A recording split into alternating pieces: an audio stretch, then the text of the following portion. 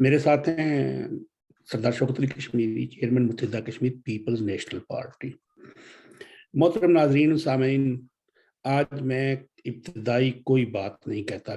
سب کچھ ہم شوکت صاحب کو وقت دیں گے، اس لیے کہ کل ان کی بات کچھ ادھوری رہ گئی تھی تو پھر ٹائم کا وقت کا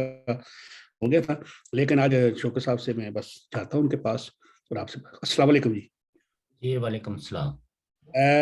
یوکرائن میں تو وہ مذاکرات تو ہو گئے نہیں، کسی نہیں پہنچے، لڑائی تیز ہو گئی ہے۔ آج تو ہم نے یہ بھی سنا کہ وہ چیچینیا سے جو ان کے 10-12 ہزار لوگ ہیں وہ بھی اللہ اکبر اور اشہد اللہ الہ الا اللہ کے نعرے لگا کے داخل ہو رہے ہیں، سوشل میڈیا۔ اور اس کے بعد چودھریوں کا ڈائریکٹ رابطہ ہو گیا نواز شریف سے، جو درمیان میں چیزیں تھیں ان کو ایک طرف کر دیا، یعنی سہولت کیا کہتے ہیں جی، مڈل مین ابھی نہیں ہے، میرا خیال ہے وہ ڈائریکٹ ڈیل کر رہے ہیں۔ تو کل وہ بات رہ گئی تھی، وہ ہماری جو دوری تھی ہمارے اپنے معاملات کی، جو ناروں والی بات آپ نے کی تھی اور اس کی تشریح کر رہے تھے، تو جیسا آپ مناسب سمجھے، جو سا موضوع آپ لینا چاہیں آج آپ لے لیں، آج سارا ٹائم آپ کو ہے۔ سب سے پہلے تو ہم یوکرین کے حوالے سے ہی بات کریں گے اس وقت، چونکہ یہ ایک برننگ ایشو ہے جی دیکھیے 1917 میں ریولوشن آیا اور سوویت یونین کا قیام عمل میں لایا گیا۔ اس سے پہلے رشین فیڈریشن تھی یا چھوٹی چھوٹی دوسری ریاستیں تھیں جو کسی نہ کسی شکل میں انڈیپینڈنٹ تھی یا رشین فیڈریشن کے ہی زیر اثر تھی۔ سوویت یونین نے، یعنی Ukraine was the first state جس کو سوویت یونین نے یونائٹڈ نیشنز کی ممبرشپ کے لیے اور ایک آزاد ملک کے طور پر تسلیم کیا۔ دنیا کی اس کے بارے میں شاید کنسٹینٹ موجود تھی جو وہ سمجھتے تھے کہ یہ سوویت انفلوئنس میں ہی ہے اور اس کی دوستیوں اور دشمنیوں کا تعین جو ہے وہ سوویت یونین کرتا ہے۔ شاید اس میں کچھ حقیقت بھی ہو، شاید بالکل ہی کوئی حقیقت نہ ہو، لیکن وہ چونکہ سرجنگ کا عہد تھا اور سرجنگ کے عہد میں جس کو پیس کیمپ کہا جاتا تھا یا سوشلسٹ کیمپ، ان کی بھی دوستیاں اور دشمنیاں بہت واضح تھی اور کئی جگہوں پہ وہ ویسٹ کو یا کیپٹلسٹ بلاک کو ناکام کرنے کے لیے کچھ ایسی حکمت عملی اختیار کرتے تھے کہ جس میں وہ چاہتے تھے کہ پبلک سیکٹر جو ہے وہ اتنا اسٹرانگ ہو کہ جو عالمی مالیاتی سرمایہ ہے اس کے لیے ہر مارکیٹ اویلیبل نہ ہو۔ اور اس حوالے سے سوشلسٹ کیمپ میں سوویت یونین کی ان پالیسیوں پہ بھی کافی تنقید موجود تھی، چونکہ جو سوشلسٹ ممالک تھے ان کی خواہش یہ تھی کہ سوویت یونین کی جو ایڈوانس ٹیکنالوجی ہے یا یہاں کی جو مارکیٹ ہے پرائیویٹ سیکٹر کو اسٹرینتھن کرنے کے لیے سب سے زیادہ مستحق جو ہے وہ ممالک ہیں جو سوشلسٹ ہیں۔ دو ملک ایسے تھے جنہوں نے ان پالیسیوں کو ہدف تنقید بنایا یا سوویت بلاک سے ذرا تھوڑے سے دور ہو گئے، اس میں چائنا اور یوگوسلاویا جس کے مارشل ٹیٹو تھے۔ جی مارشل ٹیٹو جی۔ لیکن چونکہ ظاہر ہے اس وقت کوئی ہسٹری بیان کرنا ہمارا مقصد نہیں ہے، مقصد یہ ہے کہ وسٹ جو ہے وہ یوکرین سے کیا چاہتا ہے۔ یوکرین کی خواہش تھی کہ اس کو یورپین یونین کا ممبر ملک بنایا جائے اور ایز نیشن اسٹیٹ یہ اس کا حق ہے۔ ایسے ہی جیسے ترکی کافی عرصے سے کوشش کر رہا تھا کہ اس کو یورپین یونین میں لیا جائے لیکن نہیں لیا گیا، اور یوکرین کو بھی یورپین یونین کا حصہ نہیں بنایا گیا۔ البتہ وسٹ کی یہ کوشش تھی کہ وہ نیٹو کے اس بلاک میں شامل ہو جائے، جس پہ رشیا کو کافی اس پہ تحفظات حاصل تھے، اور وہ رشیا نہیں چاہتا تھا کہ یوکرین کسی فوجی معاہدے کے اندر شریک ہو، ایسا فوجی معاہدہ جو بیسیکلی رشین فیڈریشن کے مفادات کو سوٹ نہ کرتا ہو. اس لیے وقتاً فوقتاً رشیا جو ہے وہ وارن کرتا رہا. یہ بھی یاد رہے کہ یوکرین میں تقریباً ابو 25% آبادی جو ہے وہ رشین یاد ہے، جو رشین بولتے ہیں، اور کسی نہ کسی عہد میں وہ موو ہو کے تو یوکرین میں آباد ہو گئے. اور چونکہ جب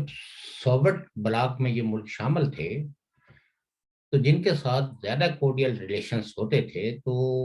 ان کی انٹر ڈیپینڈنٹ اکانومی بھی ہوتی تھی. ایسا ہی اسی لیے سوویت یونین کی جو ایڈوانس نیوکلیئر ڈیٹرنس ٹیکنالوجی تھی وہ یوکرین میں تھی. اور بھی انٹر ڈیپینڈنٹ اکانومیز جو ہے نا، مطلب جوتا کا تلا کہیں بنتا ہے، اوپر اس کی شیپ کہیں بنتی ہے، اس طرح کی جو ہے کہ تاکہ کوئی بھی ریاست ہے اپنے آپ کو دوسرے کی مارکیٹ کو ایکسپلائٹ نہ کر سکے. اس طرح کی ان کی پالیسیاں تھیں. ان پالیسیوں کے مطابق 70 سال تک یہ ملک چلے ہیں. اور جو بنیادی جو ضروریات زندگی تھی کسی نہ کسی شکل میں ان ملکوں کو میسر رہی ہے، جیسے بجلی ہے، پانی ہے، مکان ہے، راش ہے. یہ بڑے آپ کہہ سکتے ہیں کہ اسٹیٹ ریسپانسبلٹی تھی، اور اسٹیٹ ان چیزوں کو پرووائڈ کرتی تھی رسپیکٹو پہ کسی کے پاس جاب ہے یا نہیں ہے. اور یوکرین کے ساتھ بھی تعلقات جو ہے وہ بڑے کوڈیلز تھے، لیکن پالیسیوں پہ بعض دفعہ جو ہے وہ ایک اسٹیٹ کے اندر ایک مختلف پروونس کو بھی اختلاف ہو جاتا ہے. تو کیا جائے کہ ایک اسٹیٹ جو یونائٹڈ نیشنز کی ممبر اسٹیٹ ہے اس کے اختلافات ہونا کوئی اچنبے کی بات نہیں ہے. لیکن چونکہ ویسٹ کی پالیسی ہمیشہ یہ تھی کہ سوویت یونین کے خلاف جو بھی کوئی چھوٹا موٹا بھی کہیں اختلاف ہو تو اس اختلاف کو بڑا بنا کے پیش کیا جائے، اور ایک سپیس جو ہے وہ زیادہ سے زیادہ ویسٹرن بلاک کی طرف آئے، کیپٹلسٹ بلاک کی طرف آئے. اب یہ ہے کہ رشیا نے ان سے جو پہلا اختلاف سٹارٹ ہوا وہ نیٹو کی ممبرشپ پہ ہوا. ابھی نیٹو کا ممبر بنا نہیں تھا. پھر یہ ہے کہ وہاں جو مقامی جو یوکرینین آبادی ہے اس میں جو پرو رشینز اور اینٹی رشینز ایلیمنٹ کی آپس میں بھی تصادم اور لڑائیاں جھگڑے، جس کو بقول رشین فیڈریشن کے کہ یوکرین کے اندر نازیزم جو ہے وہ تیزی سے گرو ہو رہا تھا اور سرکار کی سرپرستی. اب یہ ہے کہ یہ جنگ جو ہے وہ اس کے جو اثرات ہیں یہ دنیا پہ تو اس میں کوئی دو آرائی نہیں ہے کہ بہت ہی منفی اثرات پڑیں گے عوام پر. حکومتوں پہ شاید اس کے اثرات نہ پڑے. ایسے ہی جیسے عراق وار میں سب سے زیادہ سفر عراقی ہوئے، لیکن اس کے ساتھ ساتھ دنیا بھی جو ہے اس کی اس جنگ کی تباہ کاری. خطہ تو متاثر ہوتا ہے نا جس میں جنگ ہوتی ہے. جیسے لیبیا جو ہے وہاں جس وقت سول وار کو انیشیٹ کیا گیا تو کرنل قذافی کو تو آپ نے قتل کر دیا، لیکن لیبیا والے آج بھی سنبھل نہیں سکے اور ابھی بھی وہاں سول وار لائک سچویشن ہے اور پیس ریسٹور نہیں ہو سکا. اسی طرح آپ دیکھیں تو سیریا کے اندر بھی جو ہے وہ پرائیویٹ ملیشیاز کو سپورٹ کیا گیا، اور یونائٹڈ اسٹیٹس نے باقاعدہ اپنے قومی بجٹ کے اندر ان پرائیویٹ ملیشیاز کے لیے اور رجیم کے لیے باقاعدہ فنڈز رکھے. یہ کوئی ڈکی چھپی بات نہیں ہے، یا ہم کوئی ایسا انکشاف نہیں کر رہے ہیں جس سے دنیا آگاہ نہیں ہے. لیکن باقی جگہوں پہ تو کسی قسم کی مزاحمت جو ہے وہ امریکہ کو نہیں ہوئی. چھوٹی موٹی مزاحمتیں ہوتی رہی، لیکن زیادہ تر دنیا خاموش رہی یا امریکن پالیسیوں کو سپورٹ کرتی رہی. لیکن سیریا ایک ٹرننگ پوائنٹ تھا جہاں آ کے تو رشین فیڈریشن نے مداخلت کی اور یہ ویسٹ کو ایک پیغام دیا کہ آپ اپنی پسند کی رجیم قائم کرنے کے لیے پرائیویٹ ملیشیا کو استعمال نہیں کر سکتے، اور یہ جو ریاستیں کمزور ہیں جو اپنا دفاع بھرپور طریقے سے نہیں کر سکتی، آپ اس طرح کی فنڈنگ کر کے تو رجیم چینج، یہ لوگوں کا حق ہے اور کہ وہ کس طرح کی رجیم چاہتے ہیں. اور جب لوگ سڑکوں پہ نہ ہوں تو اس طرح کی جو جس کو باقی کسی جگہ اگر جہاں کہیں آپ کے مفاد نہیں ہیں تو وہاں آپ اس کو دہشت گردی کہتے ہیں. ایسے لوگوں کو جو وہاں تو آپ کا فارمولہ یہ ہے کہ یہ تو اسٹیٹ یعنی جو ریاستی ادارے ہیں بندوق رکھنے کا حق ان کو حاصل ہے. پرائیویٹ ہے کوئی آرگنائزیشن چاہے اس کے کتنے ہی نوبل آئیڈیلز ہوں, اس کو اگر وہ بندوق رکھے گی تو اس کا مطلب یہ ہے کہ وہ ٹیررسٹ ہے. تو وہ جس کو کہتے ہیں نا کہ سچائیاں بھی سلیکٹڈ ہو گئی, اور لڑائی لڑنے والے بھی سلیکٹڈ ہو گئے. جو لڑنے والے آپ کو سوٹ کرتے ہیں آپ ان کو ہیرو گردانتے ہیں, اور جو آپ کو یا آپ کے اتحادیوں کو کوئی نقصان پہنچاتے ہیں ان کو آپ ٹیررسٹ قرار دیتے ہیں. اور دنیا ویسے ہی سمجھتی ہے کیونکہ ویسٹ کا انفلوئنس تو پوری دنیا میں ایز کمپیئر ٹو ادرس زیادہ ہے. تو اس لڑائی کا جو سب سے برا اثر پڑے گا وہ اکانومی پہ پڑے گا, اور جو الٹیمیٹ سفر ہوں گے وہ عوام ہوں گے. جیسے دیگر جگہوں پہ بھی جو سول وارز اور لڑائیوں کے وجہ سے رجیم چینج کی گئی, تو آج بھی ان خطوں کے لوگ جو ہے وہ سفر کر رہے ہیں. نہ صرف اس ملک کے یہ لوگ بلکہ اوورآل اگر دنیا کو دیکھیں تو ان جنگوں کے نتیجے میں دنیا کے عوام پہ بھی بہت برے اثرات مرتب ہوئے. اب یہ جنگ جو ہے جو آپ کہہ سکتے ہیں کہ یورپین کانٹیننٹ کے اندر لڑی جا رہی ہے, اس کے اثرات تو یورپ پہ بہت ہی منفی پڑیں گے. آج بھلے آپ جو ہے وہ یوکرین کے لوگوں کے ساتھ اظہار یکجہتی کے لیے یقیناً پرنسپلی تو یہ بات بالکل درست ہے کہ یوکرین کو کسی میجورٹیرینزم کی وجہ سے, کسی زور زبردستی اور طاقت کی وجہ سے اس سے اپنا ایجنڈا ڈکٹیٹ نہیں کروایا جا سکتا. لیکن یہ فارمولہ یہ چیز دوسرے لوگوں کو بھی ہے کہ آپ اپنے کچھ حکمرانوں کو پروکسی بنا کے تو دوسرے ملکوں کے مفادات کے خلاف بھی استعمال نہیں کر سکتے. اور جو طاقتور ملک ہیں لائک رشیا, تو وہ تو پھر اس کا جواب دیں گے جنگ کی صورت میں. جو اب سفرر الٹیمیٹلی کون ہوں گے؟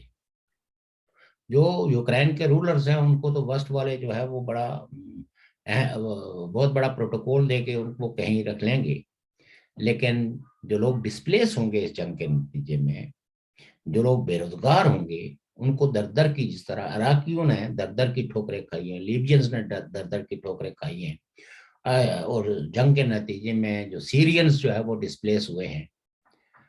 تو یہ چیز تو الٹیمیٹلی یوکرینینس لوگوں کے لیے بھی ہوگی. اس لیے ہماری تو خواہش یہ ہے کہ یہ جنگ جلد بند ہونی چاہیے, اور رشیا اور یوکرین دو پڑوسی ہونے کے ناطے ایک دوسرے کے مفادات, ایک دوسرے کے خلاف بطور پراکسی استعمال نہ ہو. ظاہر ہے رشیا تو ہوگا, لیکن یوکرین کے حکمرانوں سے بھی اور لیڈرشپ سے ہم کہیں گے کہ آپ جو ہے وہ ایک پراکسی کا کردار ادا کریں, اپنے عوام کی تباہی اور بربادی کے بجائے ایک آزادانہ جو آپ کے اپنے مفاد میں, جو یوکرین کے عوام کے مفاد میں ہو, جو آپ کی سوورنٹی کے مفاد میں ہو, وہ پالیسی اپنائیں, اور جو کنسرن رشیا کی ہیں اس کو بھی ایڈریس کریں کہ کہاں رشیا طاقت کے زحم میں غلطیاں کر رہا ہے. تو یہ چیزیں بھی ٹیبل کی میز پہ ہی آ کے حل ہو سکتی ہیں. اور رشیا کی جو بطور ایک پڑوسی کے, بطور ایک ایسے جو ماضی میں ان کا الائی رہا تھا, تو اس سے ان کے کیا مطالبات ہیں اور یوکرین کے رشیا سے کیا مطالبات ہیں, ان کو ٹیبل پہ لا کے ریزالو کرنا چاہیے. ورنہ نہیں تو تباہی اور بربادی جو ہے وہ صرف یوکرینینس کی نہیں ہوگی, اس جنگ کی لپیٹ میں پورا یورپ آئے گا, اور اس کے اثرات پوری دنیا پہ بہت ہی منفی مرتب ہوں گے.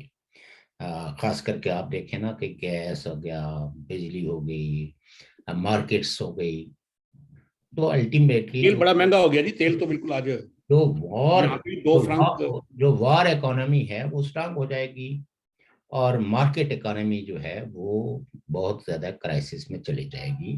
اور عام آدمی کی اپروچ سے ضروریات اشیاء جو ہے وہ باہر ہو جائیں گی، ٹھیک خاص کر کے اس جنگ کے بہت ہی برے اثرات یورپین معاشروں پہ پڑیں گی۔ ٹھیک لہذا یورپین لیڈروں کو بھی سنجیدگی کے ساتھ دونوں فریقوں کو مذاکرات کی ٹیبل پہ لانے کے لیے ایک ایسا ایجنڈا تشکیل دینا چاہیے جو جنگ کے شعلوں کو ہوا دینے کے بجائے ان شعلوں کو مٹائے، کیونکہ سب کرے ٹھنڈا کرے۔ جنگ کسی مسئلے کا حل نہیں ہے، جنگ تو خود ایک بہت بڑا مسئلہ ہے، اور یہ اس کے ساتھ جنگ کے ساتھ وابستہ جو مسائل ہیں اس کے الٹیمیٹ سفر جو ہے نا عوام ہوتے ہیں۔ یہ ٹھیک ہے، پریزیڈنٹ پوٹین کو بھی سمجھنا چاہیے، اور جو یوکرین کے پریزیڈنٹ ہے وہ بھی سمجھنا چاہیے، اور ہماری خواہش ہے کہ الٹیمیٹ وزڈم شوڈ پریویل اور پیس شوڈ ریسٹور۔ ٹھیک سر اب تو ہم چلتے ہیں اپنے مملکت جی، تو اب متحدہ پاکستان۔ پاکستان کی طرف جو ایک چھوٹی سی سن جی لیجیے، جی اعزاز سعید صاحب کا ایک کالم ہے، جی جی شاید آپ نے پڑھا ہو یا آپ کو معلوم ہو گیا ہو۔ انہوں نے نہیں لکھا کہ وزیر اعظم عمران خان کو اپوزیشن سے نارملی خطرہ نہیں ہے، اور نہ ہی انہیں کسی اور دوسری سول اسٹیبلشمنٹ، ان کو خطرہ ایک شخصیت سے ہے کہ جن کے ساتھ ان کے تعلقات بگڑ چکے ہیں۔ وہ آپ کو بھی پتا ہے، مجھے بھی پتا ہے کون سی شخصیتیں کنٹرول ٹاور والے ہیں، بڑی سی بڑی شخصیت ہے، ان کے ساتھ ہے۔ اور اس لیے اب عمران خان صاحب نے لڑکھڑاتے ہوئے کل وہ قوم کو جو پٹرول دن کو مہنگا کیا اور شام کو سستا کیا، اس طرح کی باتیں کر کے وہ چاہتے ہیں کہ عوام میں اپنا اثر رسوخ نافذ کرے اور پھر کوئی ایسا کام کرے جس سے وہ شہادت کی راہ میں، کیونکہ ہمیں تو ویسے ہی بڑا شوق ہوتا ہے شہید بننے کا، پتہ ہی ہے ہمیں تو یعنی کہ دوے لفظ سے کوئی خطرناک ارادے بتائے انہیں۔ نہیں، میں نہیں سمجھتا ہوں کہ عمران خان صاحب کسی ایڈونچر کی طرف جائیں گے، کیونکہ وہ کافی سمجھدار ہیں اپنے مفادات کے حوالے سے، اور اقتدار جن قوتوں نے ان کو اقتدار کے اس منصب پہ لایا ہے، ان قوتوں کو بھی وہ بہت اچھے طریقے سے نہ صرف پہچانتے ہیں بلکہ ان خدمات ہے اس سلسلے میں 3 سال ان کو نوازنے میں بھی انہوں نے کسی بخل سے کام نہیں لیا، بلکہ ایک شادہ دلی کے ساتھ ان کے ہر مطالبے کو سر جھکا کے مانا ہے۔ عوام کے سیکٹرز پہ وہ کچھ بھی ڈیلیور نہیں کر سکے، جس کی وجہ سے عوام کے وسیع تر حلقوں میں تاکہ وہ لوگ جو ان کے فالوورز ہیں، جو عمران خان کو بہت چاہتے تھے، ان کی صفوں میں بھی ایک مایوسی اور ایک بے دلی پیدا ہوئی ہے، اور وہ اس نتیجے پہ پہنچے ہیں کہ عمران خان صاحب ایک اچھے جو ہے وہ اوریٹرز ہو سکتے ہیں، ایک اچھا ڈیمونسٹریشن کر سکتے ہیں، ایک اچھا پریشر گروپ بنا سکتے ہیں، لیکن بطور رولرز کو ایک اچھے رولر ثابت نہیں ہوئے۔ یہ لوگوں کے اپنے تجربے اور ان کے اپنے نتائج ہیں۔ یہی وجہ ہے کہ جتنے بھی سروے آ رہے ہیں ان سرووں کے مطابق عمران خان صاحب کی حکومت جو ہے وہ کافی ان پاپولر ہے۔ ہمیشہ آپ کو پتہ ہی ہے کہ پاکستان میں کئی صحافی جو ہے وہ پیشن گوئی کرتے آئے ہیں، کئی مہینے کی ڈیٹیں دیتے رہے ہیں، اور شاید چھوٹا موٹا ان کے اس پروپیگنڈے کا اثر ہم لوگوں نے بھی قبول کیا، اپنے وزڈم کو تھوڑا سا پیچھے رکھ کے، تو اس بات کو لگا اس طرح کہ پاکستانی اسٹیبلشمنٹ کے اور عمران خان صاحب کے درمیان کافی دوریاں پیدا ہو چکی ہوئی ہیں، اور جو اپوزیشن اتنی نمایاں ہو گئی ہے، اور ایک عدم اعتماد کی تحریک کے حوالے سے میٹنگیں اور یہ ساری چیزیں، تو اس چیز کو ہم لوگوں نے بھی ون بے آدھی ادر پہ بائی کیا، اور ہم بھی یہ سمجھتے تھے، بلکہ اب بھی سمجھتے ہیں کہ عمران خان صاحب کی حکومت جو ہے وہ جو ان کے پاس جو کانسٹیٹیوشنل مینڈیٹ ہے اس کو وہ پورا نہیں کر پائیں گے۔ یہ سوال دیگر ہے کہ آیا ان کو ریپلیس اپوزیشن پارٹیاں کریں گی، یا ان کے اپنے ہی پارٹی میں سے کوئی ایسا شخص سامنے آئے گا جو ان کو ریپلیس کرے گا۔ لیکن یہ چیز طے ہے کہ عمران خان صاحب جو ہے وہ، چونکہ جب کسی لیڈر کی وجہ سے ملک کے اندر جو ہے نا وہ پولیٹیکل انسٹیبلٹی پیدا ہو جائے تو پھر اس کو ایک سٹیبل ملک بنانے کے لیے جن اقدامات کی ضرورت ہے وہ اقدامات تو ہو نہیں پائیں گے، کیونکہ عمران خان صاحب کی جو جبلت ہے اس میں اینٹی اپوزیشن ہے. وہ اپوزیشن کے بینچوں میں بیٹھے ہوئے سارے لوگوں کو چاہتے ہیں کہ یہ سارے جیل میں ہوں اور ان کو صبح کو بھی دو دو دھرے لگنے چاہیے. اور شاید اسٹیبلشمنٹ کو اس پہ کوئی اعتراض بھی نہیں ہے، کیونکہ اسٹیبلشمنٹ تو چاہتی یہی ہے. تو لیکن اس ہفتے کافی سرگرمیاں تیزی سے ہیں. ایک طرف تو پیپلز پارٹی کا لانگ مارچ ہے. یہ لانگ مارچ ہے کیا منطقی نتائج برآمد کرے گا؟ میں تو سمجھتا ہوں کہ پیپلز پارٹی کا جو مارچ ہے وہ ذاتی طور پر، یعنی جو پیپلز پارٹی کے جو انٹرسٹ ہیں ان کو پروٹیکٹ کرنے کے لیے، ایک پریشر مینٹین کرنے کے لیے کہ پیپلز پارٹی ابھی بھی ایک متحرک فورس ہے. بیسیکلی یہ جو ڈیمونسٹریشن ہے یا یہ جو لانگ مارچ ہے یہ عمران خان صاحب کی حکومت کو ختم کرنے کا موجب نہیں بن سکتا. تا وقت کہ حکومتیں مظاہرین کے ساتھ کوئی ایسا تصادم نہ لیں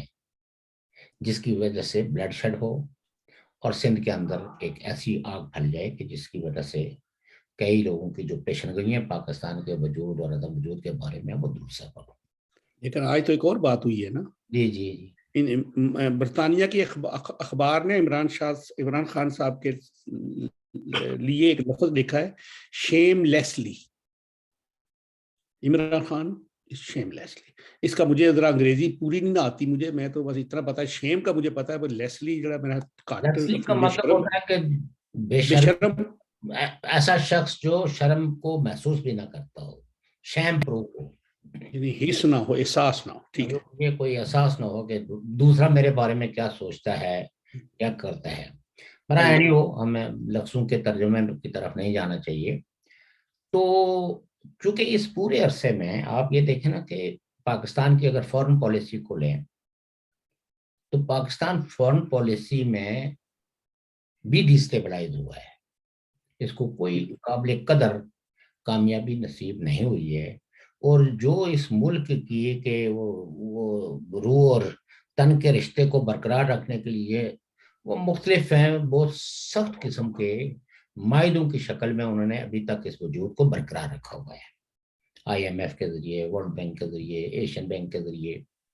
لیکن ملک کی اپنی جو پیداوار ہے وہ دن بہ دن کم ہو رہی ہے. وہ زراعت کے شعبے میں بھی، حالانکہ پاکستان ایک زرعی ملک ہے،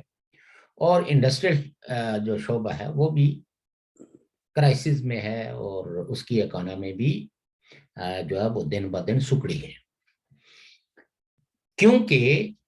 ملکوں کے اندر جو معاشی استحکام ہوتا ہے وہ سیاسی استحکام کے ساتھ جڑا ہوا ہے. انفارچونیٹلی یہ کوئی ہماری اپنی کسی کو نہیں ہے. جس اپوزیشن کو انہوں نے مارا ہے یا اپنے قہر و غضب کا نشانہ بنایا ہے، وہ اپوزیشن جو ہے وہ کل تک رولنگ اپوزیشن تھی، لیکن اس کے جو ریپرکیشن سوسائٹی پہ پڑے ہیں یا پاکستان پہ پڑے ہیں، پاکستان انسٹیبل ہوئے ہیں. پھر پاکستان کے اندر جو آپ نے ریاستی بیانیہ رکھا ہے وہ گروپ ہے جو پرسکرائبڈ ہیں، یا دنیا کے اندر جو ہے وہ، اور پاکستان کے اپنے کانسٹیٹیوشنز کے اندر بھی اب وہ لیگلی فنکشن نہیں کر سکتے. عمران خان صاحب نے کسی نہ کسی شکل میں یا ان کی حکومت نے ان کے ساتھ اظہار ہمدردی کیا ہے اور یکجہتی بھی کی ہے. حتیٰ کہ TTP جو پاکستان کی ساری پولیٹیکل پارٹیز نے مل کے ایک فیصلہ کیا کہ TTP کے جتنے بھی سلیپر سیل ہیں یا ان کے جو فٹ پرنٹ ہیں ان سے پاکستان کو پاک کرنا ہے. اور ایک لڑائی لڑی گئی جس کی وجہ سے ان کے بہت سارے جو ممبران سے کور ممبرشپ تھی وہ بھاگ کے افغانستان میں چلی گئی. لیکن انہوں نے جو ہے وہ جو ہی افغان وار ہے یعنی جو امریکن فوجوں کا ڈرال ہوا تو ان نے انہی فورسز کو گلوریفائی کرنا اور یونیلیٹرلی ایک اعلان کر دیا کہ ہم ان کے لیے معافی کا اعلان کرتے ہیں اور سیز فائر کرتے ہیں اور مذاکرات میں ان کو انگیج کریں گے. اس کے بھی یقیناً جو ہے نا پاکستانی سوسائٹی پہ جو لوگ ڈیو ٹو ٹیررزم سفر تھے ان کو ایک نئے طرح کا فیئر جو ہے نا ہو گیا, اور وہ بھی ایک طرح کی فیل پالیسی تھی. افغانستان کے بارے میں بھی یا طالبان کے اقتدار میں آنے کے بارے میں بھی جس تیزی کے ساتھ ان کو گلوریفائی کیا گیا, ان کے بارے میں بلند بانگ دعوے کیے گئے, اور افغانستان کے عوام کے لیے جو پاکستان کے عوام سے نوید سنائی گئی کہ انہوں نے پتہ نہیں کتنے عرصے کی غلامی سے آزادی لے لی, اور جس طرح کی کانگریچولیشنز اور میسیجز ایکسٹینڈ کیے گئے وہ بھی تاریخ کا حصہ بن چکے ہیں. اور اس سے بھی پاکستان میں ہی نہیں بلکہ پاکستان کا جو امیج جو پہلے سے کئی ایک ایسی پالیسیوں کی وجہ سے بن چکا تھا اور پاکستان گرے لسٹ میں تھا, تو ہونا یہ چاہیے تھا کہ جس احتیاط کی ضرورت تھی, اپنی زبان کو جتنا کنٹرول میں رکھنے کی ضرورت تھی, وہ پاکستان کے موجودہ حکومت کے نمائندوں نے وہ زبان کنٹرول میں رکھنے کے بجائے انہوں نے ایک اپیزمنٹ شروع کر دی پاکستان کی ریلیجسلی موٹیویٹڈ گروپ کے لیے, یہ دیکھے بغیر کہ اس کے اثرات ملکی سطح پہ اور بین الاقوامی سطح پہ کیا ہوں گے. اب یہ ہے کہ جنرل باجوہ صاحب کے جو اختلافات پیپرز میں یا مختلف تجزیوں میں آئے ہیں وہ ریزولو بھی ہو سکتے ہیں, اس لیے کہ جنرل کسی ویژن کے لیے نہیں لڑتے. جنرل ہمیشہ اپنے چھوٹے چھوٹے جن کو پیٹی انٹرسٹ کہتے ہیں, ایکسٹینشن دے دو, جانے کی باتیں نہ کرو, بھیجنے کی باتیں نہ کرو, یہ ایک ہمیشہ جس وقت آرمی چیف کی ریٹائرمنٹ کا کوسچن پیدا ہوتا ہے تو پولیٹیکل پارٹیز پہ ایک قیامت ڈھائی جاتی ہے, اور خبریں اور تناؤ اور کشیدگی یہ بھی ایک ہسٹری ہے. اور یقیناً یہ عمران خان صاحب نے اپنے رویوں کی وجہ سے کچھ اس طرح کا تاثر دیا کہ جیسے وہ جو ہے وہ جنرل باجوہ سے ہیپی نہیں ہے, اور جنرل باجوہ کو قبل از وقت جو ان کو ایکسٹینشن دی گئی ہے شاید قبل از وقت ہی ان کو ریٹائرڈ کر دیں, اور ان کی جگہ ان کا جو پسندیدہ جنرل ہے جنرل فیض حمید ان کو chief of the army staff مقرر کر دیں. اور کچھ لوگوں کا یہ خیال تھا کہ اگر مارچ پیسفلی گزر گیا تو عمران خان صاحب جو ہے نا یہ اعلان کر دیں گے, بھلے اس کی امپلیمنٹیشن جو ہے نا جا کے اکتوبر میں ہی ہو. اور یہ کنسٹرینٹ جو ہے وہ ملٹری اسٹیبلشمنٹ کے اندر موجود تھی. ظاہر ہے کچھ جنرلز جو اس امید میں ہیں کہ اگر میرٹ نے پریویل کیا تو وہ آرمی چیف بن سکتے ہیں, تو ان کو بھی یہ ہو گیا کہ اگر ہم سے بہت جونیئر آدمی کو آرمی چیف بنایا گیا تو کیا وہ اپنی سروس کو کنٹینیو کر پائیں گے یا ان کو بھی ارلی ریٹائرمنٹ لینی پڑے گی. یہ اس طرح کے سوالات جو ہے وہ گردش کرتے رہتے ہیں آرمیز کے اندر. اور ظاہر ہے کہ آپ نے اگر دیکھا ہو کہ کچھ عرصے سے لائک 3 سال سے ہی آرمی کے اندر جو ہے نا وہ ایک کلیکٹیو جو کور کمانڈرز ہیں وہ کچھ ڈیسیژنز کرتے ہیں پسند اور ناپسند کا, کس حکومت کو کس وقت جانا ہے کس کو نہیں جانا ہے. تو اس اعتبار سے یہ تاثر بھی ملا کہ جو rest of the corps commanders ہیں وہ جنرل باجوہ کی پالیسیوں سے اتفاق رکھتے ہیں, اور وزیر اعظم پاکستان اور ان کے جو ہمنوا یا ہم خیال فیض حمید جنرل فیض حمید ہیں جو اس وقت ISI کے چیف تھے, ان کی پالیسیوں کو یہ سمجھا جاتا تھا کہ اپوزیشن کو یہ موقع فراہم کیا گیا ہے کہ وہ براہ راست ان کا نام لے. اور اگرچہ پہل تو محترم نواز شریف صاحب نے کی لیکن یہ ویو پورے پاکستان میں ہی چلی. اچھا, دوسری طرف پاکستان کے کرائسس یہ ہیں کہ بہت سارے جو پاکستان کے اندر جو قومیں ہیں جیسے بلوچ ہیں, پشتون ہیں, سندھی ہیں, وہ ان پالیسیوں کے خلاف ایک ریوولٹ کیے ہوئے ہیں. جیسے بلوچوں کا ایک بڑا حصہ ملیٹنسی میں انوالو ہے اور وہ آزاد بلوچستان کا نعرہ لگاتا ہے. سندھ کے اندر بھی سندھو دیش کی ایک موومنٹ موجود ہے, اور خیبر پختونخوا کے اندر under the banner of P T M یعنی منظور پشتین, انہوں نے بھی سوالات اٹھائے ہیں, اور بہت ہی پاپولر نعرہ ہوا کہ یہ جو دہشت گردی ہے اس کے پیچھے وردی ہے. اور یہ نعرہ اتنا پاپولر ہوا کیونکہ یہ اتنا حقیقت کے قریب تھا کہ چاہے وہ کشمیری ہو, چاہے وہ پنجابی ہو, چاہے وہ پشتون ہو, چاہے وہ بلوچی ہو, چاہے ڈائسپورا ہو, جہاں کہیں بھی کوئی پروٹیسٹ ہوا ہے اس میں اس نعرے نے خاص اہمیت اختیار کر لی. اس وجہ سے جو ہے وہ آپ کہہ سکتے ہیں کہ پاکستان کی ڈیپ سٹیٹ بھی کافی حد تک ایکسپوز ہو گئی ہے بین الاقوامی برادری کے سامنے, کہ ہماری جو ٹیررزم کے خلاف جتنی بھی کوششیں ہیں وہ الٹیمیٹلی اس لیے کوئی نتائج نہیں لے آتی کہ چونکہ پاکستان کی جو ڈیپ سٹیٹ ہے اس کا تعلق جو ہے وہ ٹیررزم سے ہے, اور یہ غذا ان کو ٹیررزم کی وجہ سے ملتی ہے. تو کرائسس پاکستان کا کوئی ایک طرح کا نہیں ہے, لیکن جو اس سے سب سے بڑا کرائسس ہے وہ پاکستان کا اکنامیکل. وہ کرائس اتنا ہے کہ جس میں اب عمران خان صاحب اگر چاہیں بھی تو وہ اپنی حکومت کو نہیں بچا پائیں گے, چاہے جنرل باجوہ اور ان کی پھر گڈی گڈی ہو جائے, پھر ان کا وہ پھٹا ہوا پیج دوبارہ جڑ جائے, اور وہ اپوزیشن کو دبانے کے لیے پھر ایک یونائٹڈ فرنٹ بنا لیں, باجوہ عمران یونائٹڈ فرنٹ.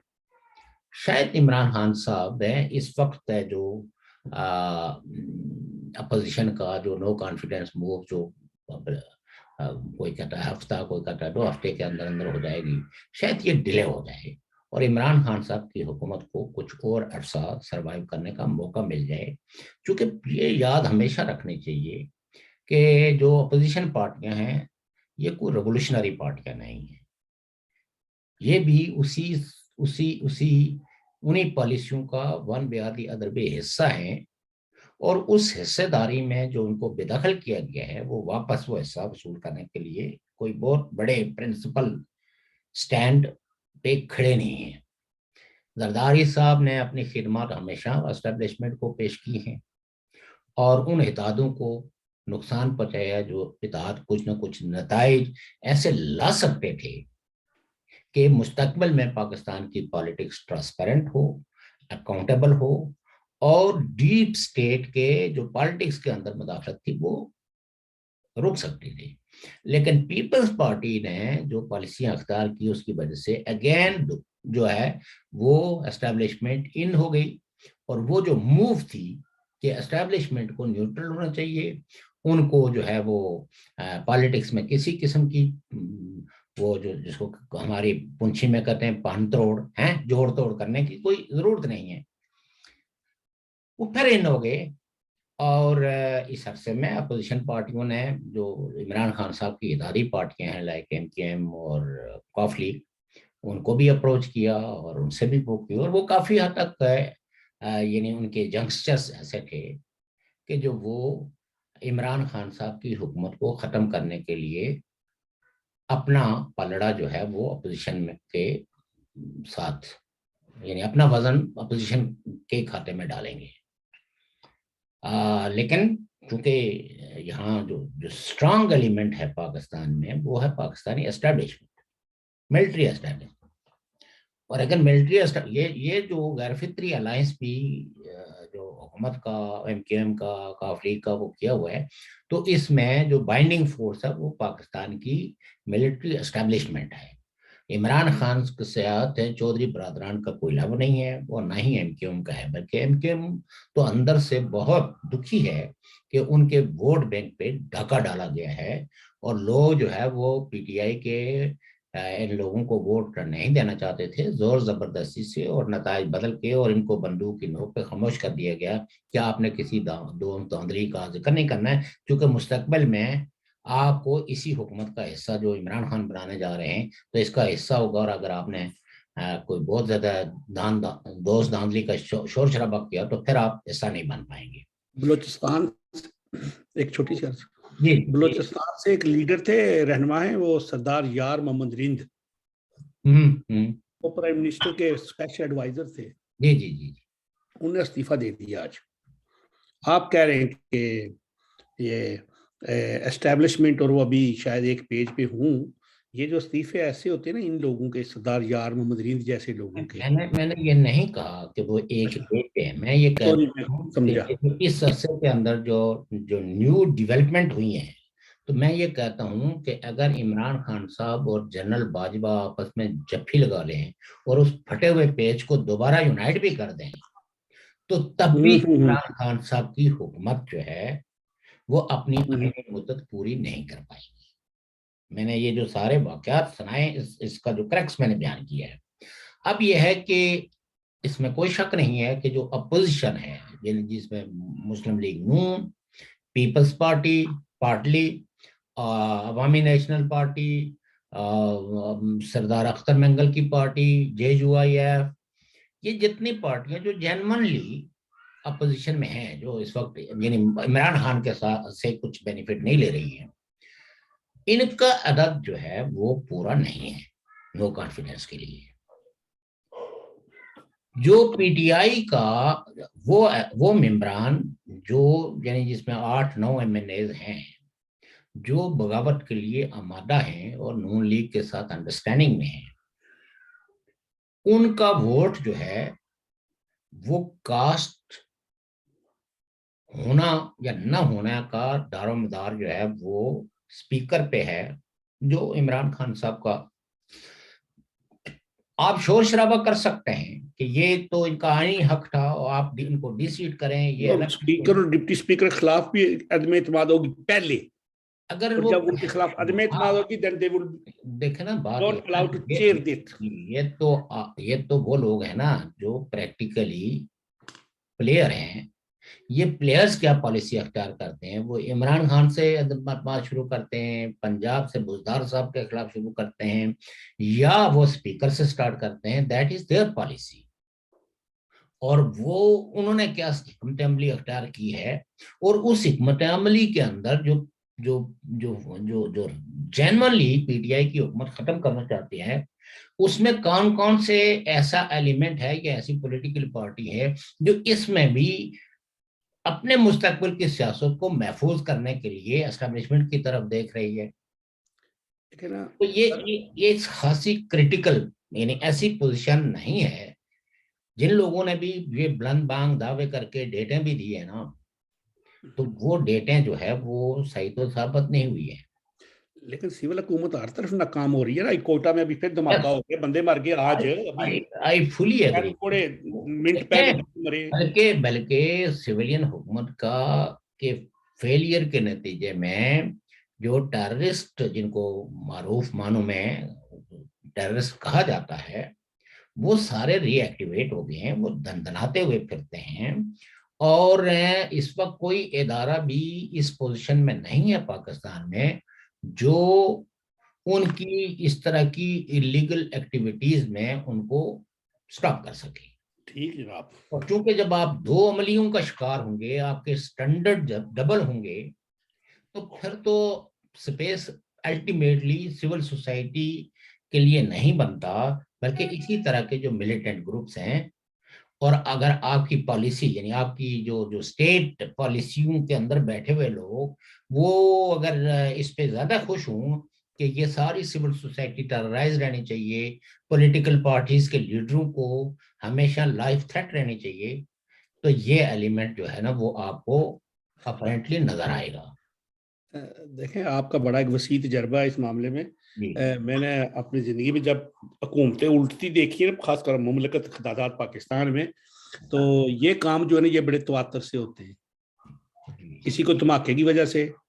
یا پھر جو اپنے ممبرز ہوتے ہیں نا وہ چھوڑنا شروع کر دیتے ہیں، اور دوسری بات پھر جو اپنے ممبرز ہوتے ہیں ان کو عوام میں کہیں آگے نہ پیچھے گراؤ شروع ہو جاتا ہے، اور پھر اس کے بعد میں نے کچھ چند دنوں یا چند ہفتوں کی بات ہوتی ہے کہ وہ حکومت پھر ایک خطاب ہوتا ہے کہ یہ حکومت اپنی ریٹ کھو چکی تھی، عوام کے لیے کچھ نہیں کیا، کرپشن کی، تو اب ہم اس کو گھر بھیج رہے ہیں۔ غلام اسحاق خان صاحب ہوں یا فاروق لغاری صاحب ہوں، या जनरल मुशर्रफ हूँ बिल्कुल या जनरल बिल्कुल ज़ियाउल हक हूँ। बिल्कुल, ये बिल्कुल बात तो बात है। और मैं जो फाइनल, जी जी। हालांकि मैं किसी प्रिडिक्शंस का काहिल नहीं हूँ, लेकिन जो सियासी हालात और वाक़यात हैं और जो माजी के तजर्बे और नए शवाहिद हैं, उसके मुताबिक मुझे ये हुकूमत सरवाइव करते हुए नजर नहीं आती। चूंकि इस वक्त इस सिचुएशंस को कंट्रोल करने के लिए पाकिस्तान को एक ऐसे लीडर की जरूरत है जो स्टेट्समैनशिप का हामिल हो,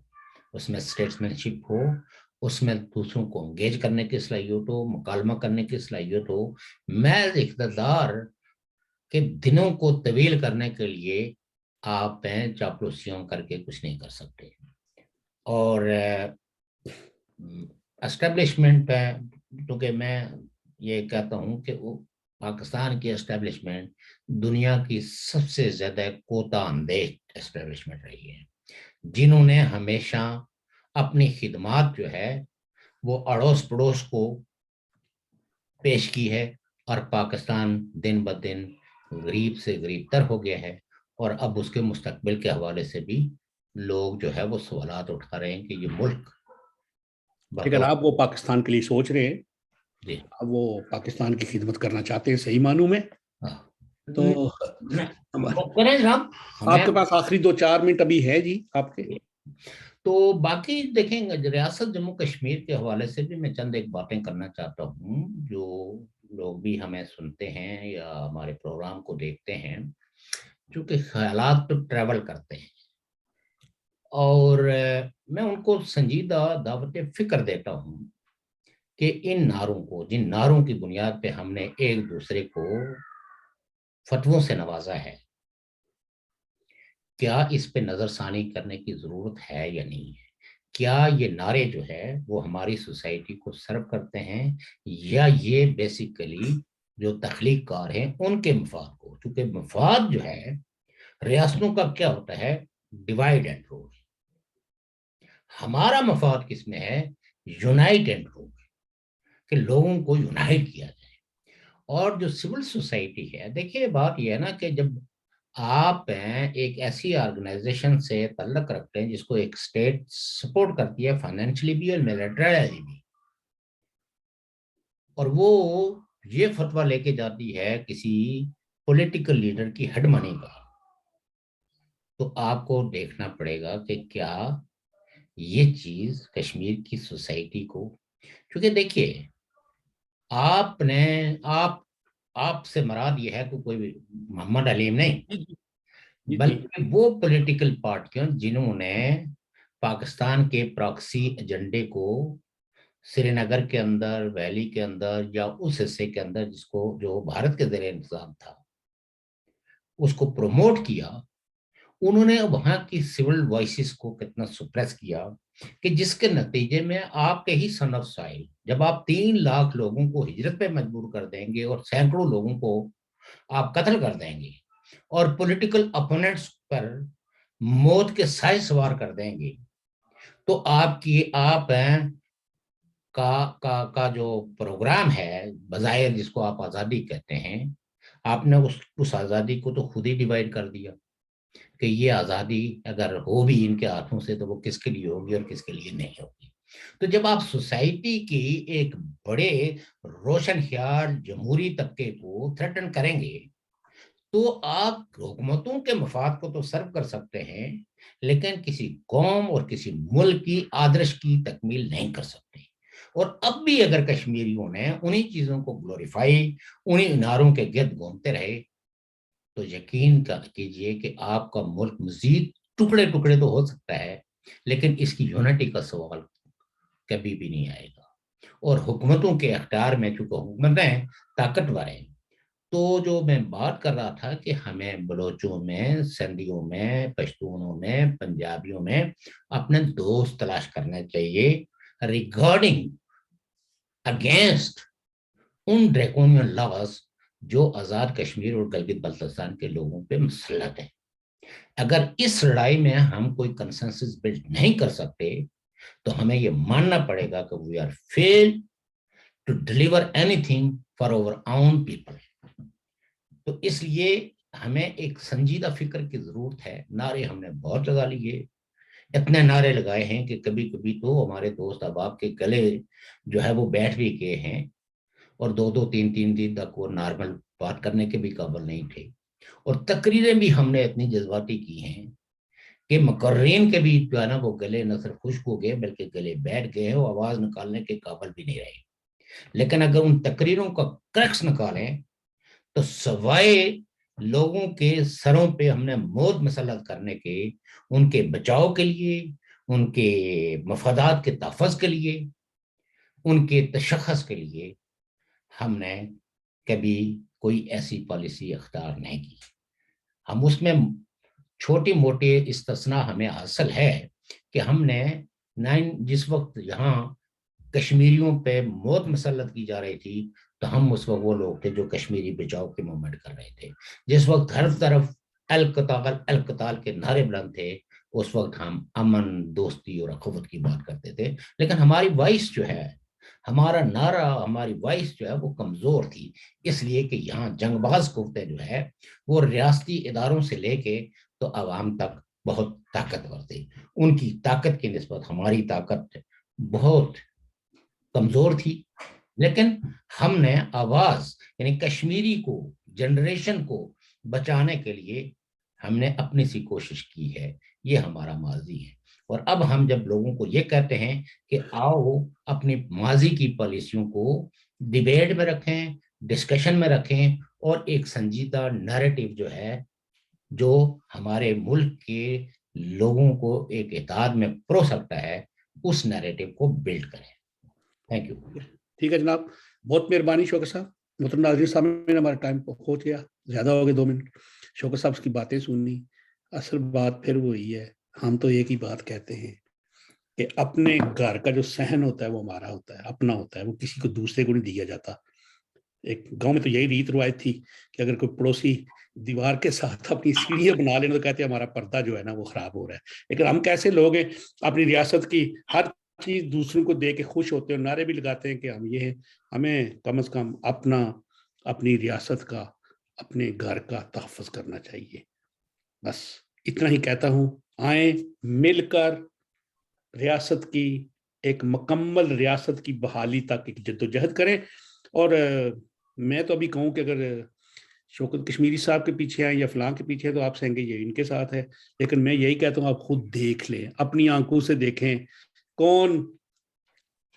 وسائل بنا رہا ہے اور کون کشمیریوں کی جدوجہد کر رہا ہے. اللہ حافظ.